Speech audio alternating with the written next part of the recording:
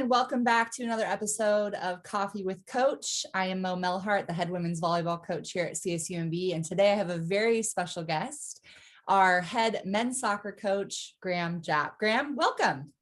Welcome. Thank you. Yeah. It's good to be here.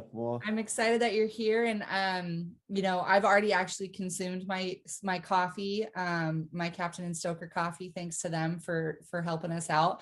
I assume you've had plenty of coffee this morning as well already. Yeah, I had some coffee. I went out to get some this morning in Marina here. So nice, good. Yeah. So how many cups of coffee does it take you to get going these days?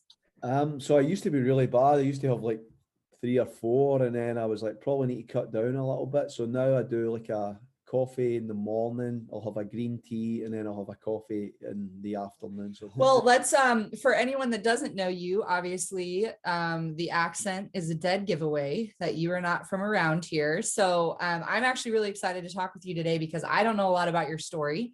So just tell us a little bit about, how you got to CSUMB, a little bit of your journey through soccer, and how you got here. Yeah, so I'm from Hamilton, Scotland. It's 100,000 people, probably same size as Salinas, just 20 minutes outside of Glasgow, which is the most populated city in Scotland. So it's it's different because like from here to, for example, San Jose, it'd all be built up area.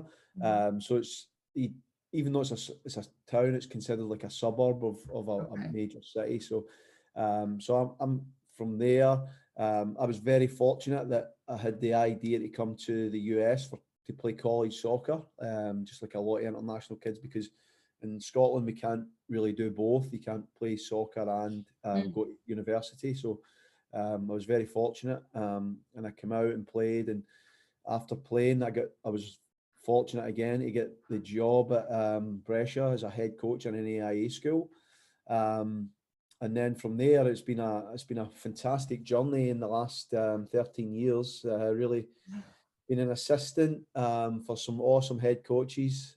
Keith down at Rollins, who's Keith Buckley, who was fantastic, and Penny was the AD down there. She was awesome as well. She's like I think Division 2 head president, AD. So she's an awesome person. And then obviously, coming out here, I worked for Shane, who I was unsure if I was going to come out. But him and Kyle, who was the head coach at Stetson Division 1 school in Florida, and we were really fortunate we won the conference. And Shane's like, why don't you come out to California? And I had known Shane for a few years through the Stanford camps, and I just wasn't sure, even though I'd never been in the area, but obviously he got me out, and I came out, and I just loved it as soon as I got here, and so really fortunate. I mean, I just think I came out, and obviously working with Shane was awesome, and then he moved on, and very thankful that Kirby gave me the opportunity to show that I deserve the job here. So I'm been a fantastic journey, and I've worked for a lot of really good people and great coaches, and really fortunate for the job that I'm in right now. Yeah. Well, and we were talking earlier that, I just feel like you've been here much longer than you actually have, because you seem like such a great fit, and you fit just with the university and the department in the area. And so fall of 2019, you were the interim head coach. Yeah. And so then you assumed official head coaching duties in the spring of 2020. Was that right? Yeah, that's right. Yeah. Okay. And so then your first official season as the head coach was supposed to be last fall. Yeah. Yeah. Okay. So it was, and obviously you can't plan. It's never happened before in terms of the modern era. Obviously you go back to the Spanish flu and pandemics like that. But yeah, so you don't really know how to plan. What you're doing is right, and ultimately we won't know until we go back and play games in the fall, and and in our line of work we get judged on results, and obviously kids graduating and stuff like that. But hopefully what we've been doing is working, and we'll find out in the fall. We've got a really great group of seniors coming back. So we're really fortunate that they wanted to come back and play in the fall and then graduate after then. So excited about that. And obviously, like everyone, we've got a big group of freshmen and Yeah. now that we sophomores going in, so we need to get them up to speed as quickly as possible. So really excited at the same time, but getting the guys ready and looking forward to working with the seniors and getting all the guys on the field again. I mean, it's just been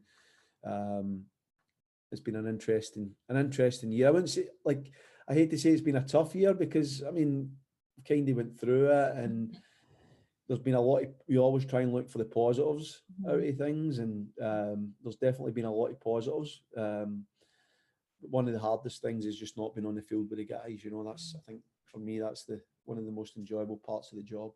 Yeah. With your program in particular, you know, I know you have a lot of local talent, a lot of local guys. I mean, you have guys from all over, don't get me wrong, but how has just the soccer community here on the Central Coast, you know, I know there's a lot of clubs in the area. We have a new professional team coming in to start playing next March. You know, I just feel like the soccer here in Monterey is so significant.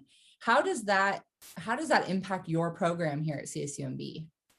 Yeah, I mean, this is one thing about the area which is really cool is around a lot of the parts of the US, soccer's not one of the main sports. Like, but in this area, it's really, really popular, and the kids, there's an abundance of kids that play the game, and so we're very fortunate in that sense that there's a lot of talent in the area, and the program's definitely making a drive to get more of the local guys here and get them into the program. But I think whenever it's the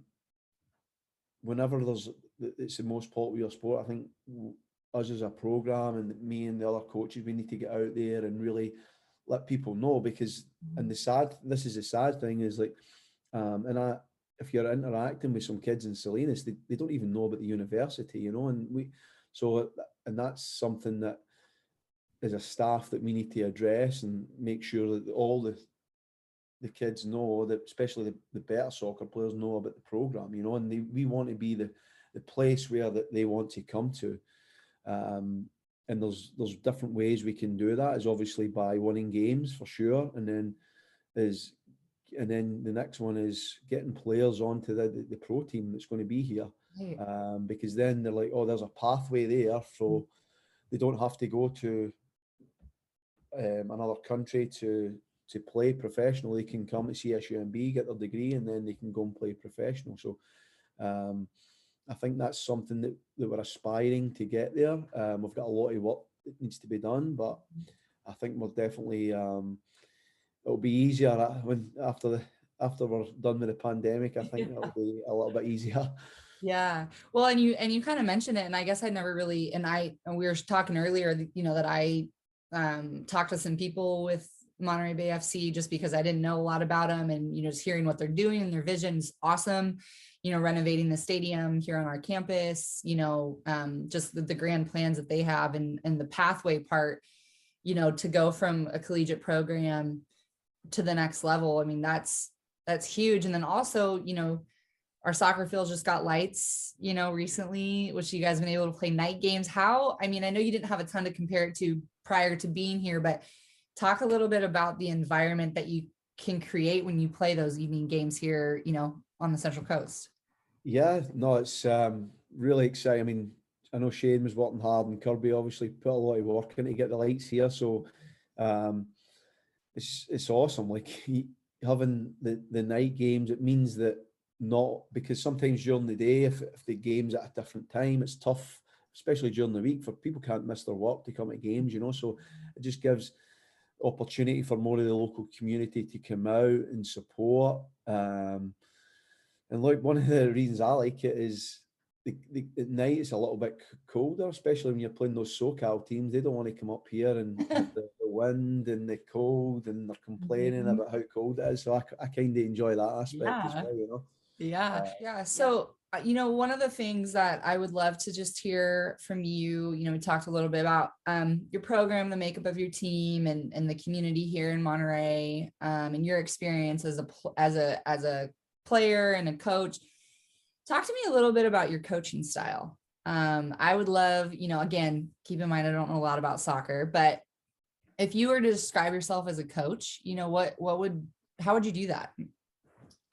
So I like to think, I mean, if always in the back of my mind is like, how do I want the training session environment, the culture, however you want to describe it to be? And I think the four words that I like to try and say is compete every day. I think for me, that's obviously really important. Just working every day to compete and get after it, because, and then it goes to like, okay, if you're not in the starting team, you want to be a substitute to get on, then you're always competing. So it's like to get on the subs bench, to get on the travel bus, to get in the team, so there's always competition. I think that for me, that's really important. So competing every day, hard work. I think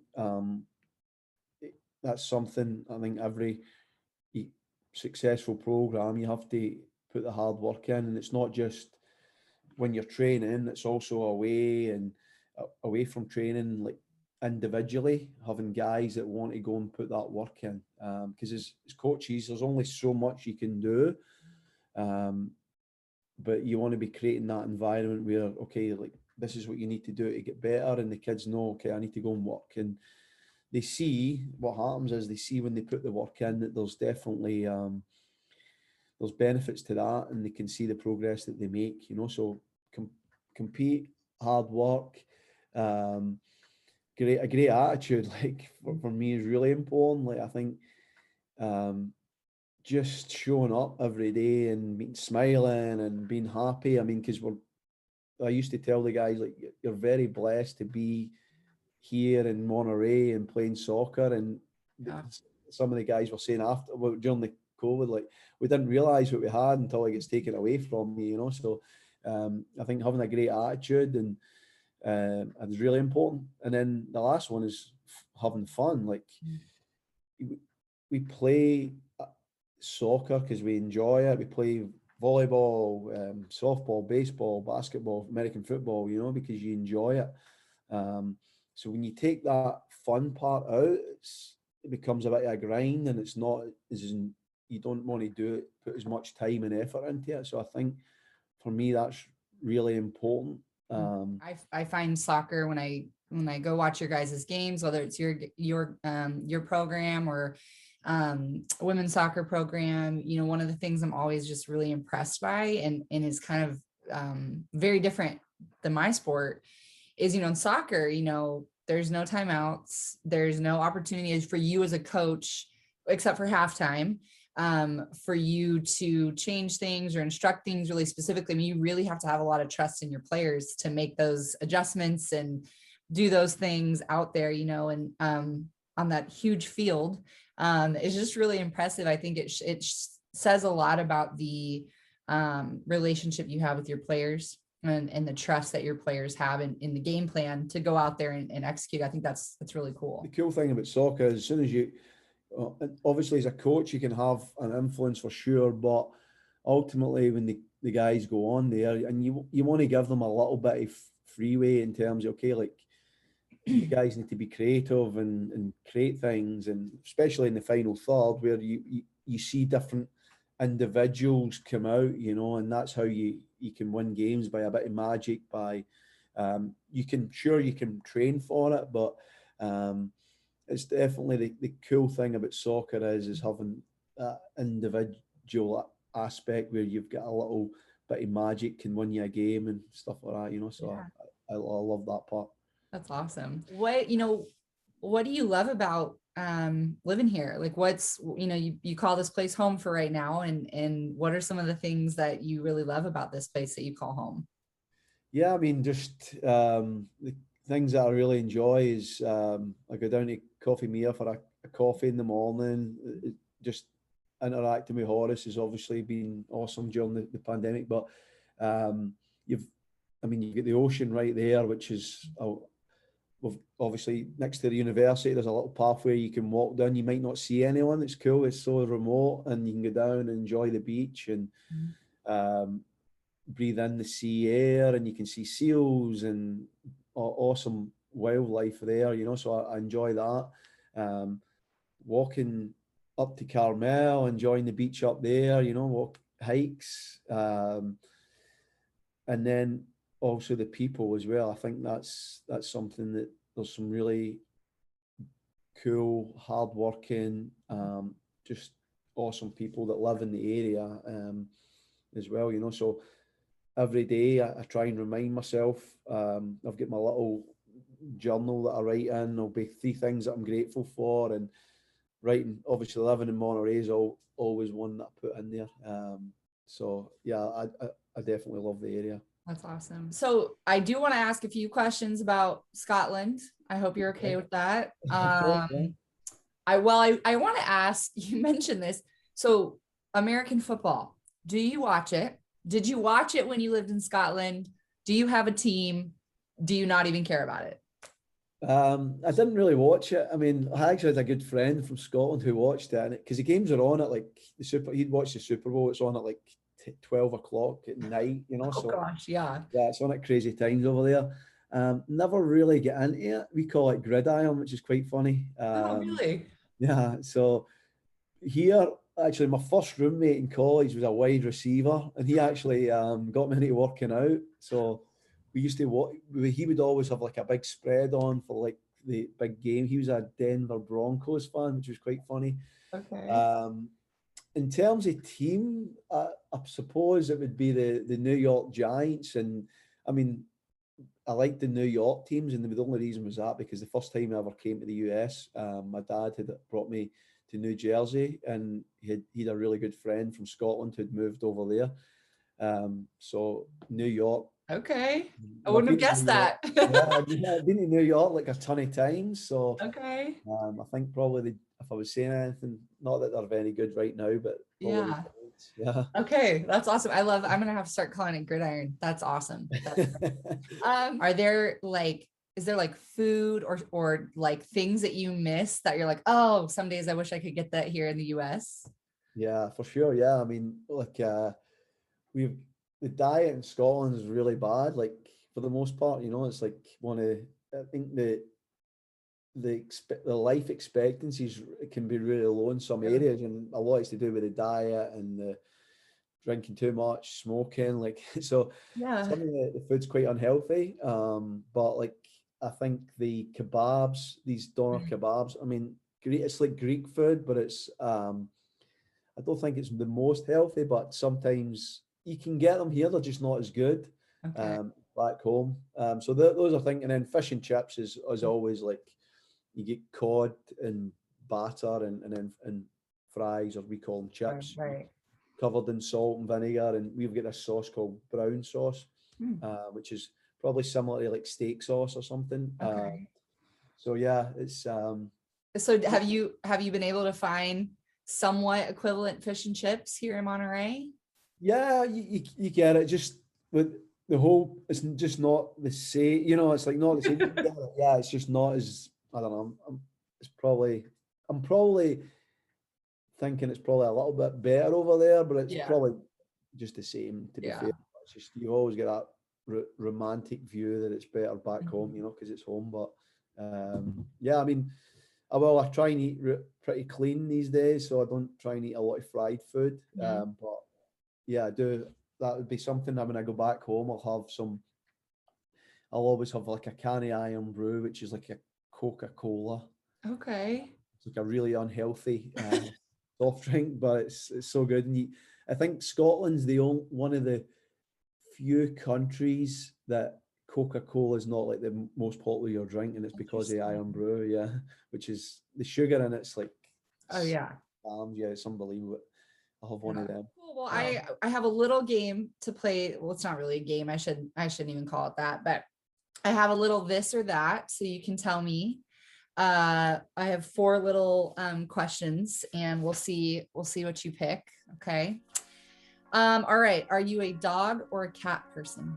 Definitely a cat person. Really? I didn't know that. Yeah, I grew up and I had a few cats. Definitely like just one at a time.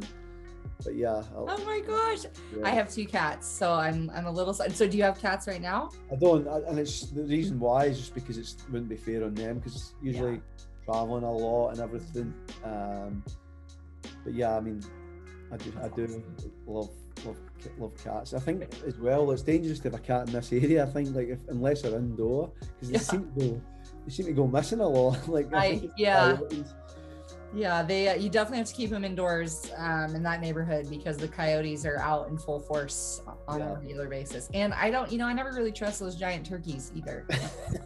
I just don't trust them. So all right. Would you rather go for a run or hit up the weight room? Definitely weight room. Used to be running when I was playing, but these days, unless I'm running for soccer, if I get the chance of playing soccer or weights, it's definitely playing soccer. But if it's running, definitely going to the gym. Yeah. Are you more of a summer or a winter guy? Definitely summer. I grew up in Scotland. One of the reasons that people leave there is one of the main reasons because the weather's so bad. It's wet and kind of more like Seattle would probably be, like further up the Pacific Northwest. So, and then it gets dark really early. And so I definitely prefer the summer. All right, last one. I think you know the answer, but I'm gonna ask it anyways. Beer or wine? Ooh, that's a tough one. Really? Okay. Yeah. Well, before California, it was definitely beer, but since I've moved here, I've definitely drank I'm getting into the wine more. But I do like a kettle sour from ASB. Thank you so much for chatting with me, and it was so great to learn a little bit more about you and soccer and Scotland, and just exactly what I needed today was to learn something new about you. Thanks again for being here. Thank you very much. Thanks, Mo. And we hope you'll join us next time for Coffee with Coach. I'm Mo. Have a great day and go Otters.